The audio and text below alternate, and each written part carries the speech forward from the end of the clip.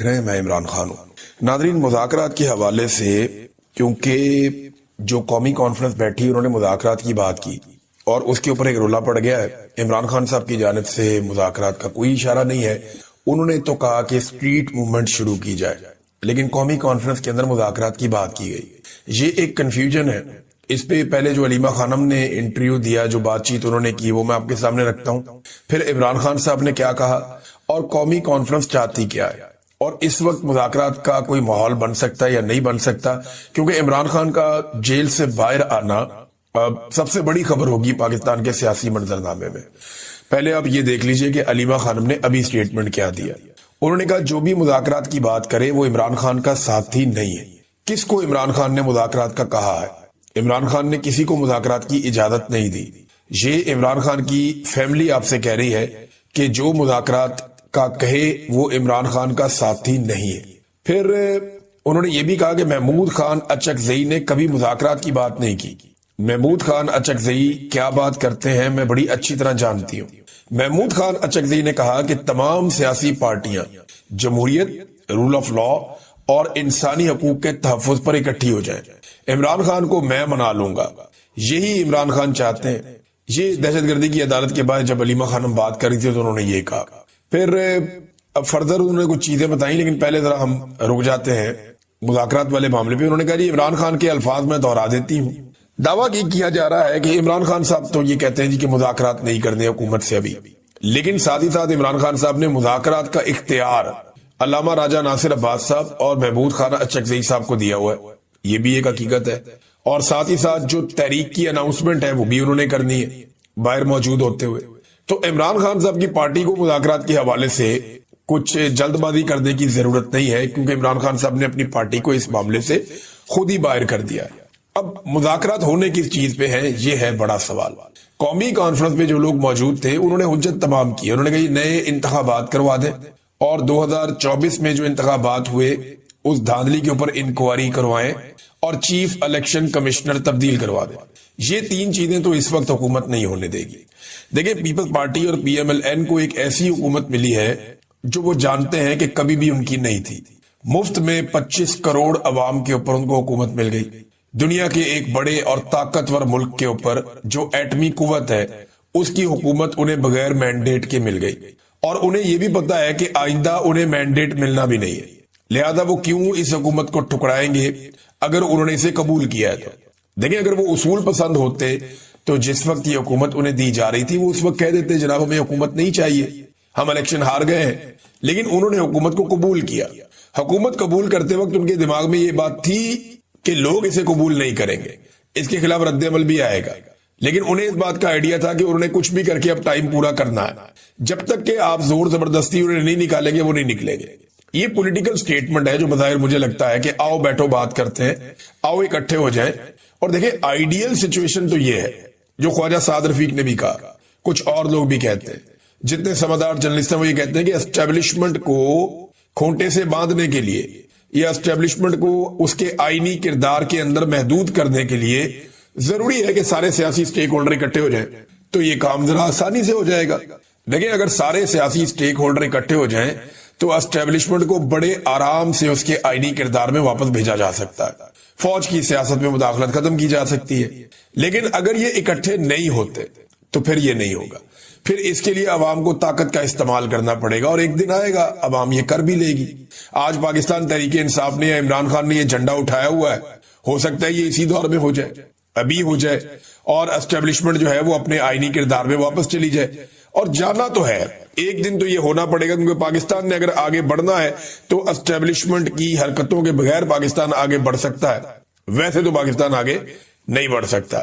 اب ناظرین، جو خیبر پختونخوا میں تحریک کے حوالے سے بات چیت ہے، دیکھیں حکومت کو بھی اس وقت کوئی دلچسپی نہیں ہے، پہلے تو یہ آپ لے لینا، مذاکرات میں حکومت کو بھی کوئی اس وقت دلچسپی نہیں ہے۔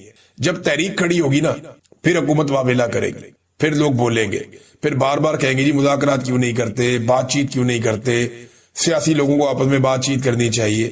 ابھی حکومت نے بھی وہی والی رٹ پکڑی ہوئی ہے جو رٹ اسٹیبلشمنٹ نے پکڑی ہوئی تھی کہ جناب عمران خان معافی مانگے۔ اب حکومت بھی یہی کہہ رہی، کیونکہ حکومت ایک بات جانتی ہے کہ عمران خان سے معافی نہیں ہے منگوا سکتے، یہ الٹے لٹک جائیں، سیدھے لٹک جائیں، یہ جو مرضی کر لیں، یہ عمران خان کے پیروں میں گر جائیں، یہ عمران خان سے معافی نہیں منگوا سکتے، زبردستی تو بالکل نہیں منگوا سکتے. یہ کر کے دیکھ لیں. عمران خان کہتا ہے جی ہارتا وہ ہے جو ہار مان لیتا ہے، یہ اس کا نظریہ ہے، اس کے اوپر وہ کھڑا ہوا ہے، یہی اس کی شخصیت، اس کا کریکٹر ہے. تو یہ ایسا نہیں ہوگا کہ یہ کہیں گے کہ جی عمران خان معافی مانگ لے اور عمران خان معافی مانگ لے گا، یہ ہوگا نہیں. اس سے پہلے عمران خان سے معافی مانگنی پڑے گی عدت جیسے گھٹیا کیس کی، سائفر جیسے گھٹیا کیس کی، توشہ خانہ جیسے بھونڈے کیسوں کی، ان کی بہنوں کے ساتھ جو ظلم اور زیادتی ہوئی اس کی، جو ان کی وائف کے ساتھ کیا گیا اس کی، جو ان کے رشتہ داروں کے ساتھ کیا گیا اس کی، جو خواتین پاکستان تحریک انصاف کی ہیں ان کے ساتھ جو ظلم اور زیادتی اور جو بچوں کے ساتھ کیا گیا اس کی، اور جو قتل عام پاکستان تحریک انصاف کا بار بار کیا گیا، ان چیزوں کی معافی تو عمران خان سے مانگنی پڑے گی. اگر عوام کھڑی ہوگی کسی دن باہر نکل کر آ گئے لوگ تو معافی تو مانگنی پڑے گی.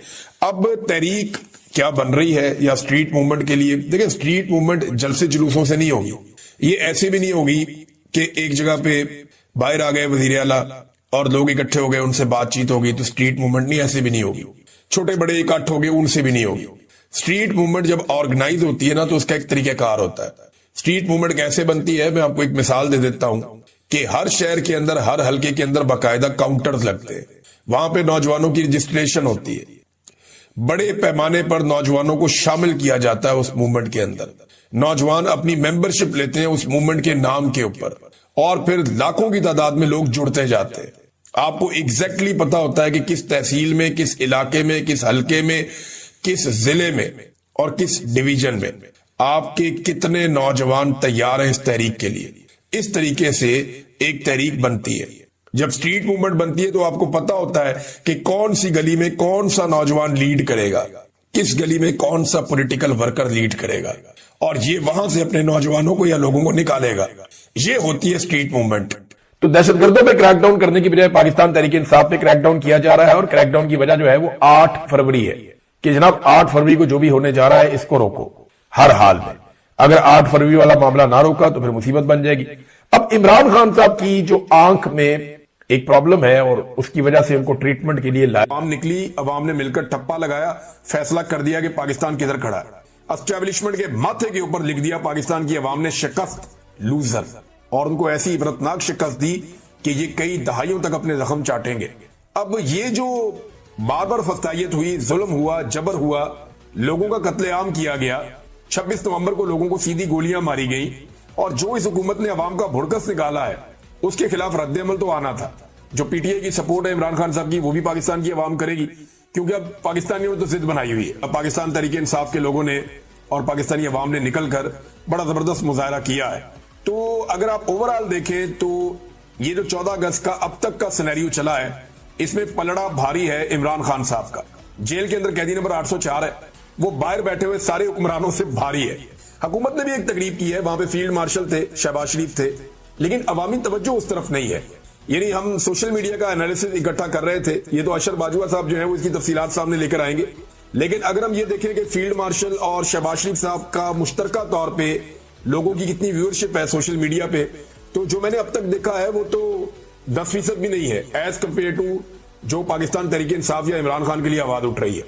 یعنی یہاں جو بھرپور کوریج ہو رہی ہے سوشل میڈیا پہ اور پورے طریقے سے لوگ اس کو فالو کر رہے ہیں، وہ قیدی نمبر 804 اس کے نعرے لگ رہے ہیں اور اسی کی پروموشن ہو رہی ہے، پورا کا پورا سوشل میڈیا بھرا پڑا.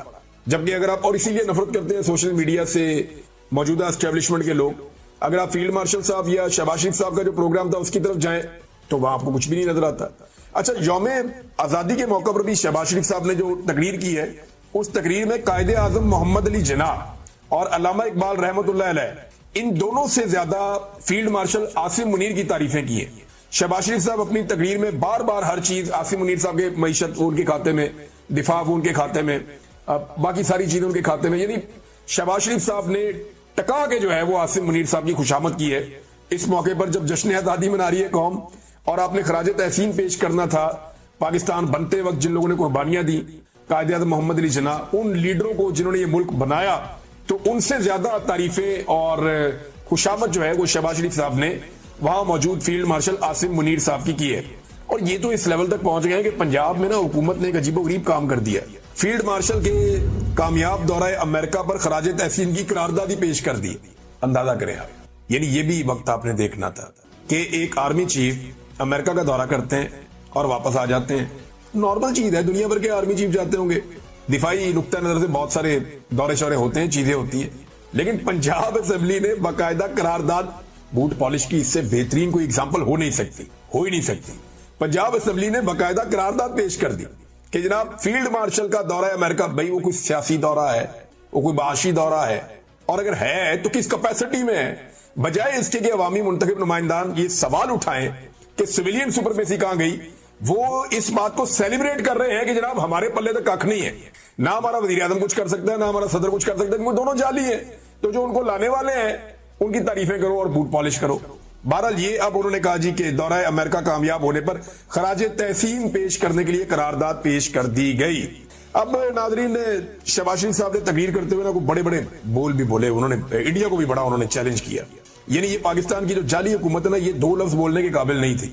یہ مودی کا تو ان کو چاہیے شکریہ ادا کریں جا کے کہ ایک بزدل دشمن نے پاکستان کی اس جعلی حکومت کو موقع دیا کہ اب وہ بول سکتی ہے, ورنہ مئی سے پہلے یہ کسی چیز کے اوپر بات کرنے کے قابل بھی نہیں بچے تھے.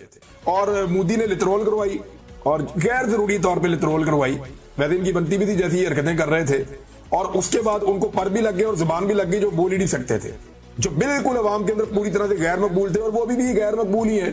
لیکن معاملہ یہ ہے کہ اب ان کو ایک تھوڑا سا فیس سیونگ ٹائپ کا مل گیا ہے کہ چند دن ان کے اچھے گزرے, اب اسی کا فائدہ وہ اٹھا رہے ہیں, اور اسی وجہ سے امریکہ کے ساتھ ایک لنک بھی بن گیا.